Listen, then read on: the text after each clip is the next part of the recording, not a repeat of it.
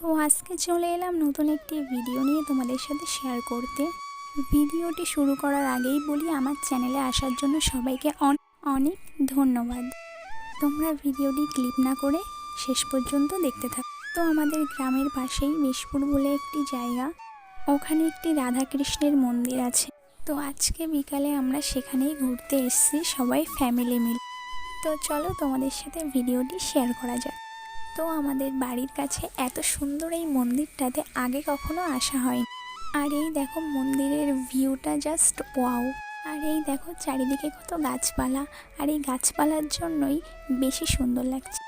তোমরা যারা এসেছো তারা তো জানো, আর যারা আসোনি তারা অবভিয়াসলি এসো, খুব ভালো লাগবে তোমাদের। আর এই দেখো বোনটি তো হেসেই চল।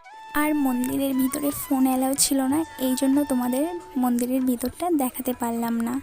পিছন দিকটা দেখাই চলো। এখানে ছিল একটি শান বাঁধানো পুকুর, আর মাঝখানে যে বাঁধানো জায়গাটি দেখলে ওখানে একটি মন্দির তৈরি হবে। যতটুকু জানি ততটুকুই শেয়ার করলাম। আর এই দেখো এই ভাইটি আমার ভিডিও করা দেখে দৌড়ে আসছে। আর ভিডিওটা বেশি বড় হয়নি, যতটুকু পেরেছি ততটুকু শেয়ার করছি। আর এটা আমার ফার্স্ট ভয়েসে বলা ভিডিও।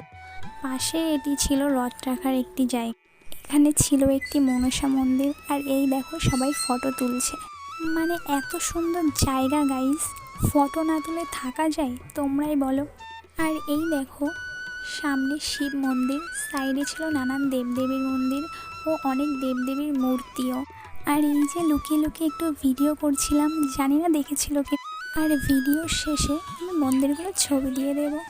তো চলো পরের মন্দিরটা দেখাই তোমাদেরকে। এই সাইডে ছিল একটি লক্ষ্মীনারায়ণ মন্দির। তো তোমরা যারা এসছো সবাই কিন্তু কমেন্টে জানিও গাইজ।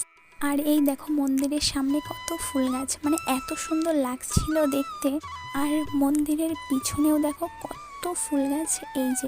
আর এখানকার চারিদিকের ভিউটা তোমরা দেখো, চারিদিকটা জাস্ট ওয়াও। তো আজকের ভিডিওটা এই পর্যন্তই। যদি ভালো লেগে থাকে তাহলে লাইক কমেন্ট শেয়ার করে দিও তোমরা। আর এইভাবেই আমার পাশে থেকো, এখানে সব রকম ফটো দিয়ে দিয়েছি, তোমরা দেখে নি। তো দেখা হচ্ছে আবার নেক্সট ভিডিওতে। সবাই ভালো থেকো, সুস্থ থেকো।